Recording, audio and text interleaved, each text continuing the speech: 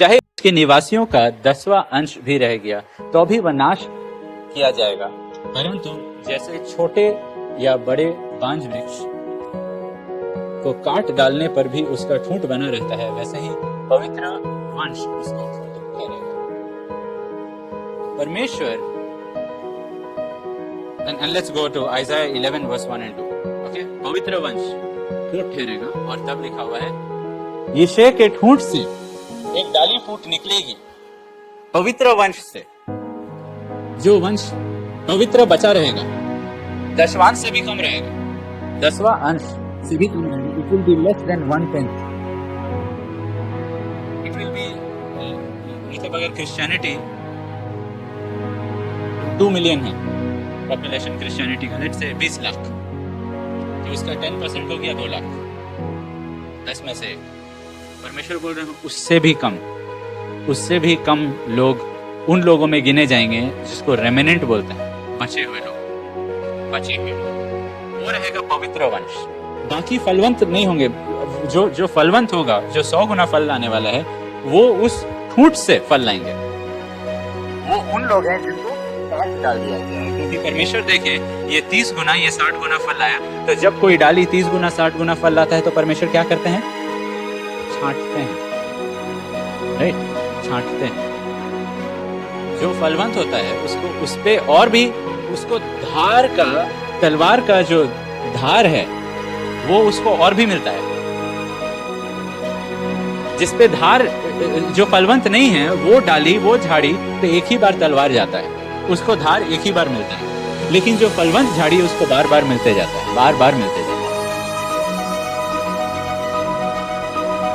थोड़ा सा वो बढ़ेगा कि परमेश्वर काट डालता है, थोड़ा सा फलवंत हो। हम लोग देखते हैं इजराइल को अपना राजा पहला सैमुएल के समय में मिला, लेकिन अगर आप निर्गमन पढ़ेंगे तो वहां पे आप पढ़ेंगे इदोम को, यानी कि ईसौ के जो वंश थे, उनके पास ऑलरेडी राजा सब है। अगर आप पढ़ेंगे इदोम के बारे, यानी कि ईसौ के जो वंश थे, उनको ऑलरेडी उनका जो जमीन है उनको परमेश्वर दे चुके हैं। लेकिन इजराइल को यहोशू का पुस्तक में जाके उनको मिलेगा। और कितने सदियों पहले से, जब इजराइल बंधुआई में था, तब उस समय से आमोन, मोआब, एदोम, यानी कि ईसौ के जो वंश थे, ये लोग सबको मिल चुका है। लेकिन इब्राहिम के जो वंश है, आमोन और मोआब किसके वंश थे? लूत के। ये लोग को परमेश्वर दे दिया आशीष, ये लोग को परमेश्वर दे दिया, उनका प्रार्थना का जवाब मिल गया, उनका जीवन में जो लोग चाहते हैं वो सब मिल गया उनको। लेकिन परमेश्वर के चुने हुए लोग का छुटकारा, परमेश्वर के चुने हुए लोग का जो आशीष है, जो प्रतिज्ञा है, वो मतलब इट्स एज इफ आप दोनों तरफ देख रहे हैं, ये बढ़ रहा है, वो बढ़ रहा है, उसको मिल रहा है, इसको मिल रहा है। एंड परमेश्वर, आप थोड़ा सा भी बढ़ते हैं, यूसुफ एक जगह में सफल हुआ, परमेश्वर क्या किए? काट डाले। फिर दूसरा जगह में सफल हुआ, काट डाले। बार बार तलवार यूसुफ पे पड़ रहा है। क्यों पड़ रहा है? क्योंकि उसको बहुत फल लाना है, क्योंकि उसको बहुत ही फलवंत होना है, उसको अति फलवंत होना है। Are you understanding? क्योंकि परमेश्वर देख सकते हैं कि ये व्यक्ति नॉट जस्ट उसके ऊपर बस बुलाहट है, लेकिन वो अपना बुलाहट को तुच्छ नहीं जानता है। ईसौ के ऊपर भी तो बुलाहट था, वो पहलौठा था, लेकिन वो अपना बुलाहट को, वो अपना पहलौठा का अधिकार को तुच्छ जाना, वो अपना पहलौठा का अधिकार को। यशाया का 11 का 1 और 2 में लिखा हुआ है, तब यिशै के ठूंठ में से एक डाली फूट निकलेगी और उसकी जड़ में से एक शाखा निकलकर फलवंत होगी। जब परमेश्वर काटने छांटने का काम किए हैं, वही विश्वासी एक्चुअली 100 गुना फल लाता है। बाकी सब विश्वासी, आई टेल यू ऑनेस्टली, जिन का लाइफ में प्रॉब्लम नहीं आता है ना, आई एम नॉट सेइंग अगर आपका लाइफ में प्रॉब्लम बहुत है तो आप बहुत बढ़िया विश्वासी, नहीं, बहुत लोग के लाइफ में प्रॉब्लम आए, लेकिन बहुत लोग अभी भी परमेश्वर के काटने पर फलवंत नहीं हुए। उनकी लाइफ में बहुत सारे उनका कॉन्फिडेंस भी दुखे हैं, जैसे ऐसे ही संसार में गलत निर्णय ले लिए, पैसा डूब गया, गलत व्यक्ति से शादी किए और प्रॉब्लम हुआ। लेकिन जब सही व्यक्ति से शादी की, जब सही निर्णय लिए, धार्मिकता में चले, उसके बाद भी परमेश्वर काटने का छांटने का काम कर रहे हैं, क्योंकि आप चुने गए हैं 100 गुना फल लाने के लिए। दूसरा को देख के आप कुड़कुड़ाइए मत, दूसरा को देख के जलन मत रखिए। मैं अपना जिंदगी को देख के, दूसरा का जिंदगी को, जो मेरे उम्र के थे उनको देख के मैं जलता था। वो भी चर्च में, हम भी चर्च में हैं, लेकिन उसको बहुत छूट मिलता है, उसका जिंदगी में वो चर्च में भी है और जो चीज हम लोग चाहते हैं संसार का, जैसा आइडेंटिटी हम लोग चाहते हैं कॉलेजेस में, उसके पास वो भी है, उसके पास दोनों है। चर्च में भी लोग उसको प्यार करते हैं, संसार में भी लोग उसको प्यार करते हैं, और हम यहाँ पे पवित्रता, अलगाव, ये सब कुछ में एकदम रखने की कोशिश करें, लेकिन मुझे मालूम है मेरा दिल में जलन है। और परमेश्वर कहते हैं अगर आपका जिंदगी में वो छांटने काटने का काम वैसा कर रहे हैं तो जलन मत रखिए, क्योंकि आपको वो चुना है 100 गुना फल लाने के लिए। बाकी बहुत बड़ा बड़ा पेड़ दिखाई देगा, लेकिन उनका कोई जड़ नहीं है। और परमेश्वर जो फल चाहते हैं, जो 100 गुना फलवंत रहता है, वो जड़ से फलवंत होता है, वो ठूंठ से फलवंत होता है। ठूंठ इसलिए क्योंकि परमेश्वर उसको काटते रहते हैं। और अगला पद में लिखा हुआ है, उस पर यहोवा का आत्मा आएगा। यहोवा का आत्मा बुद्धि, समझ की आत्मा, युक्ति, पराक्रम की आत्मा, ज्ञान और यहोवा का भय की आत्मा क्या पर ठहरेगी?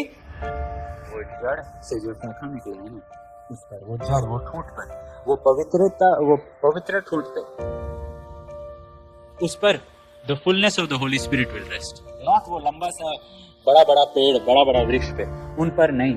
वो बड़ा बड़ा वृक्ष पे, वो तुरंत निकलने वाला वृक्ष इस्माइल, लंबा चौड़ा हट्टा कट्टा इस्माइल नहीं, वो कमजोर इसहाक जो बस 1 साल का हुआ है, उस पर। इजराइल कब फलवंत हुआ, कब 100 गुना फल लाया Israel? I am not talking about Israel व्यक्ति, मैं देश के बारे में बात कर रहा हूँ। इजराइल कब 100 गुना फल लाया? इजराइल 100 गुना फल क्या था इजराइल का? यीशु मसीह। और यीशु मसीह का जन्म कब हुआ? जब सुलेमान राज कर रहा था, जब दाऊद राज कर रहा था? नहीं, जब रोम राज कर रहा था, उस समय, जब पूरा का पूरा इजराइल को दबा दिया गया था सबसे क्रूर जाति के द्वारा। जब लोग को सूली पे टांग दिया जाता था मरने के लिए, बहुत ही बुरा रूप से उनको काटा जा रहा था, छांटा जा रहा था, काटा जा रहा था, छांटा जा रहा था, किलोमीटर किलोमीटर तक लोग को लटकाया जाता था क्रूस से। उस समय वो इजराइल बलवंत, वो इजराइल बलवंत, इसका नाम है यीशु मसीह। हमारे जिंदगी में भी हम तब फल नहीं लाएंगे जब हम लोग राज कर रहे हैं, तब फल नहीं लाएंगे जब सब कुछ बढ़िया हो जाता है। हम लोग फल लाते हैं अपने जिंदगी में, अपना सेवा में, अपना जीवन में, अपने परिवार में। हम लोग तब फलवंत होते हैं हमारे जीवन में जब सब कुछ टूट गया है, जब सब कुछ गिर गया है, जब सब कुछ को छांट दिया गया है, जब जिगलैग को जला दिया गया है। दाऊद, तुम्हारे पास कोई बस्ती नहीं है, तुम्हारे सिपाही भी तुमको मारने मांगते हैं, तब तुम फल लाओ। जब यूसुफ को बेच दिया जाएगा, उसका हड्डी टूट जाएगा गिर के, वो कुआं में गिर के, और तब टूटा हड्डी वाला व्यक्ति को खींच टान के ले जाया जा रहा है और बेच दिया जा रहा है। वो और इतना किलोमीटर, 1000 किलोमीटर, और उसके बाद वो व्यक्ति जब हड्डी दर्द दे रहा है, जब भारी लोहा उसके गर्दन पे है और उसके पैरों को बांध करके रखा हुआ है, जब ऐसा छोटा जगह उसको दिया गया जहाँ पे वो ठीक से ना तो लेट सकता है ना तो खड़ा हो सकता है, और ढेर सारा काम दिया जा रहा है उसको, और गंदगी है वहाँ पे वो फलवंत पड़ेगा जब उसको बेच दिया जा रहा है। Can you imagine? We talk about sex trafficking, no? कितना शॉक, कितना ट्रॉमा होता है। Joseph was traffic, Joseph was sold, बिका हुआ व्यक्ति। It is a fear, it is traumatic. And उस समय वो फलवंत होना शुरू हुआ, रियली उसी समय वो फलवंत होना शुरू हुआ। उसका ट्रॉमा, उसका दुख, उसका बेचैनी, उसका डर, नॉट उसका सुरक्षा भावना, उसका सुविधा, उस समय नहीं, जब वो सुरक्षित नहीं था, जब वो सुविधा में नहीं था, जब उसको काटा छांटा गया था, जब उसको बेच दिया गया था, जब उसका हड्डी टूटा गया था, जब उसको खींच के गधों से और ऊंट से टांग के, पहले ऊंट पिएगा और बाकी अगर कुछ ऊंट छोड़ दिया, जूठा कर दिया पानी, वो पता नहीं कितना गुलाम है, उसके बीच में यूसुफ को लड़ना पड़ेगा, और इसके पास तो हड्डी भी नहीं है, और तब वो फलवंत होगा। अगर परमेश्वर का एक महान योजना है, then you should ask yourself, Lord, मेरा लाइफ में सफरिंग क्यों नहीं है लॉर्ड? क्या आपका महान योजना मेरे लिए नहीं? क्या हम अपना लाइफ में शॉर्टकट लिया और सफरिंग को हटा दिए? लॉर्ड, मेरा लाइफ में सफरिंग क्यों नहीं है? मैं विश्वास कर रहा हूँ कि महान योजना है मेरा लाइफ में, लेकिन मेरा लाइफ में सफरिंग क्यों नहीं है?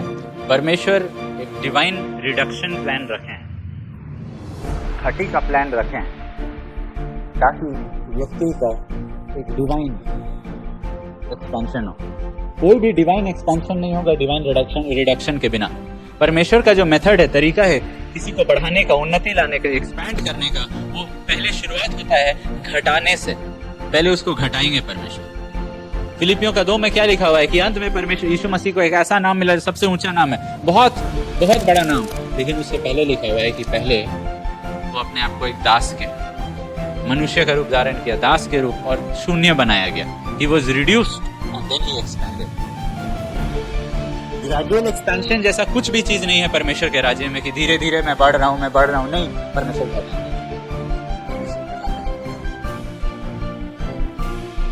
जब तक हम लोग का पूरा ताकत खत्म नहीं हो जाएगा, जब तक हम लोग कमजोर नहीं हो जाएंगे, तब तक परमेश्वर हमें नहीं इस्तेमाल कर सकते हैं, तब तक हम लोग परमेश्वर को इस्तेमाल कर रहे हैं।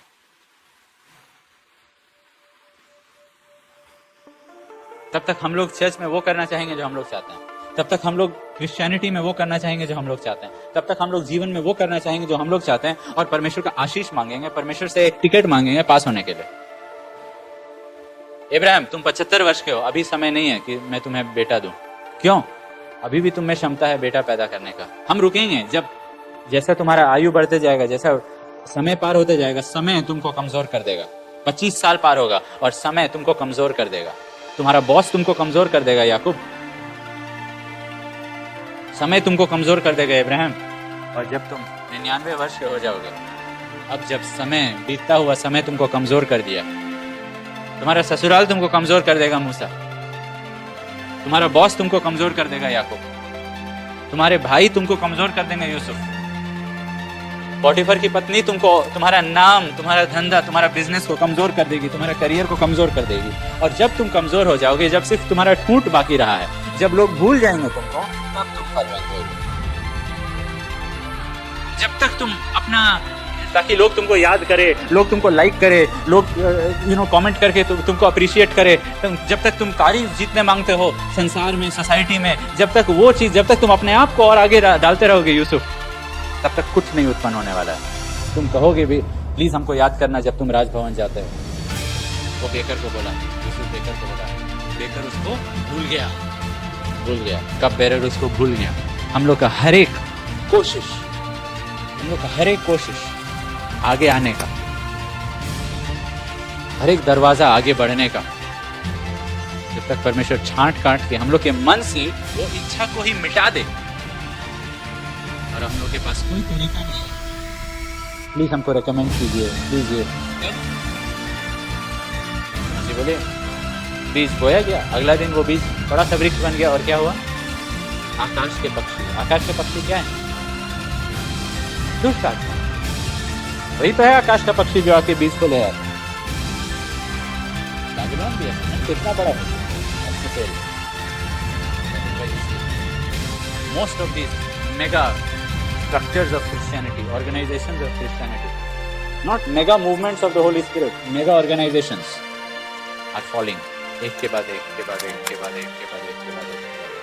बाबिलोन बन जा रहा है, a den of evil spirits। डाकुओं का अड्डा बन गया था बड़ा सा स्ट्रक्चर जो सोलोमन खड़ा किया था, It is a very fearful thing, क्योंकि हम लोग भी क्या चाहते हैं? बड़ा होने के लिए, करियर बड़ा, ये बड़ा, वो बड़ा। We all try that. Let God be your career, and you just be hardworking, and you just try, and you will see कि God will make you good. Ambition हम लोग का परमेश्वर से जुड़ा रहना चाहिए। अब लॉर्ड, हम पूरी तरह से आपके, हम प्रेयर करके ही जा रहे हैं, बस और कुछ नहीं। आपका इच्छा है तो हम प्रेयर करके ही जा रहे हैं। हम अपना तैयारी पे भी भरोसा नहीं रखे, हम तैयार किए लेकिन हम बस प्रेयर करके जा रहे हैं। हमको मालूम नहीं, लॉर्ड देखेंगे कि अब आदमी फलवंत होगा, अब आदमी फलवंत होगा। परमेश्वर इसीलिए भेंट नहीं चाहते हैं, बलिदान नहीं चाहते हैं, परमेश्वर आज्ञाकारिता चाहते हैं, क्योंकि आज्ञाकारिता से हम लोग घटते हैं, आज्ञाकारिता से हम लोग छोटा होते हैं। आज्ञाकारिता में मेरा इच्छा नहीं, किसी और का इच्छा पूरा हो जा रहा है। किसका इच्छा पूरा हो रहा है? जिसका आज्ञा मुझे माननी, जिसके अधीन मुझे ठहरा दिया गया है, उसका इच्छा पूरा हो रहा है। इसलिए मुझे कहया जा रहा है, क्यों? ताकि ठूंठ तक बस बाकी रहे। तब ठूंठ से, तब जड़ से एक शाखा निकलेगा और वो शाखा के ऊपर परमेश्वर बोलेंगे अब वो मिनिस्ट्री पे, अब वो जीवन पे, अब वो मन पे, अब वो सोच विचार पे, अब वो जीव पे, अब वो करियर पे मेरा सारा आत्मा आके बस सकता है। अब वो व्यक्ति पे मेरा सारा आत्मा आके बस सकता है। नॉट बड़ा बड़ा वृक्ष पे।